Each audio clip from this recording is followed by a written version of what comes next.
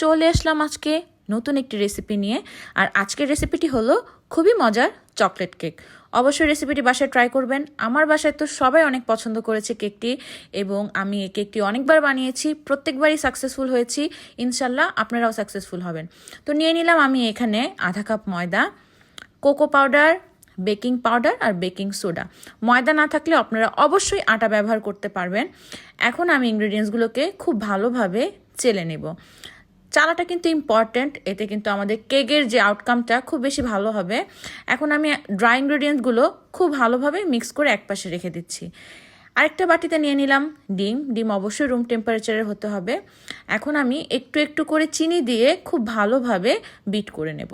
Bit করতে করতে আপনারা আমাকে কমেন্ট করে জানাবেন কে কোথা থেকে আমার রেসিপিটি দেখছেন, কেমন লাগছে। আমি অবশ্যই আপনাদের সবার রিপ্লাই দেওয়ার চেষ্টা করব। বিট করতে করতে যখন দেখবেন এরকম একটি ফোমি ভাব হয়ে গেছে, তখন আমরা অ্যাড করব তেল। আর কি ইনগ্রেডিয়েন্ট কোন পরিমাণে দিচ্ছি অবশ্যই স্ক্রিনে লেখা আসছে, আপনারা দেখে নেবেন। তেল দিয়ে কিন্তু বেশিক্ষণ বিট করা যাবে না, তাহলে এই ফোমি ভাবটা কমে যাবে। আমি 30 সেকেন্ডের মতো বিট করেছি। এখন আমি অ্যাড করে দিলাম ভ্যানিলা এসেন্স। যদি ভ্যানিলা এসেন্স না থাকে তাহলে সামান্য লেবুর রস দিয়ে দিবেন, আর তাও যদি না থাকে কোনো সমস্যা নেই, কোকোয়া পাউডার থেকে একটা চকলেটের ফ্লেভার চলে আসবে। এখন আমি ডিমের মিশ্রণের সাথে দেখতেই পাচ্ছেন ড্রাই ইনগ্রেডিয়েন্টগুলো অল্প অল্প করে আলতো হাতে মিক্স করছি, এবং কীভাবে কাট অ্যান্ড ফোল্ড মেথডে মিক্স করে নেব।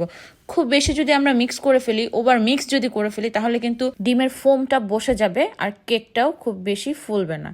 তো আমার মিক্সচার হয়ে গেছে, আপনারা দেখতে পাচ্ছেন। যদি মিশ্রণটাকে একটু বেশি ঘন মনে হয় তাহলে 1-2 চামচ দুধ অ্যাড করে দিবেন। আমার মিক্সচারটা পারফেক্ট ছিল, আমি কিছু অ্যাড করিনি।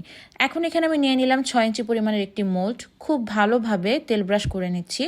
আর এর মধ্যে দিয়ে দিব বেকিং পেপার। যদি বেকিং পেপার না থাকে তাহলে কিন্তু নর্মাল আমরা কাগজ যে থাকে সেটা দিয়ে দিব।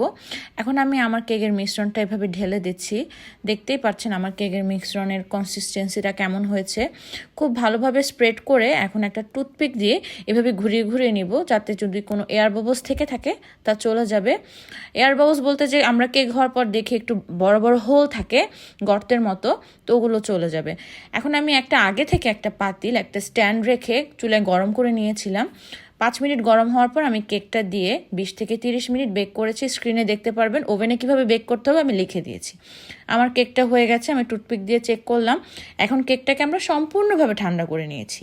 ঠান্ডা করার পরেই কেকটা আমরা মোল্ড আউট করছি, চারিপাশে এরকম লুজ করে। দেখতে পাচ্ছেন কেকটা খুব সুন্দর বেরিয়ে গেছে। এখন আমি একটা সিম্পল ডেকোরেশন করব, তার জন্য আমি দিয়ে দিলাম একটা চেরি দিয়ে কিন্তু খুব সুন্দর লাগছে কেকটা। এখন আমি দেখতে পাচ্ছেন কেটে নিচ্ছি, স্লাইসগুলো কত সুন্দর হয়েছে। খুব সুন্দরভাবে চুলাতে কি পারফেক্টলি আমি একটা কেক বানিয়ে ফেললাম। আপনারাও কিন্তু ট্রাই করলে পারবেন। আশা করি রেসিপিটি আপনাদের ভালো লেগেছে এবং কি সহজ লেগেছে। সো দেরি না করে এখনই যান, ঘরে যা আছে এগুলো দিয়ে কেকটা বানিয়ে ফেলুন, আর আমাকে কমেন্ট করে জানাবেন আপনাদের কেকটি কেমন হয়েছে। দেখা হবে নতুন কোনো রেসিপি নিয়ে। ভালো থাকবেন, আল্লাহ হাফেজ।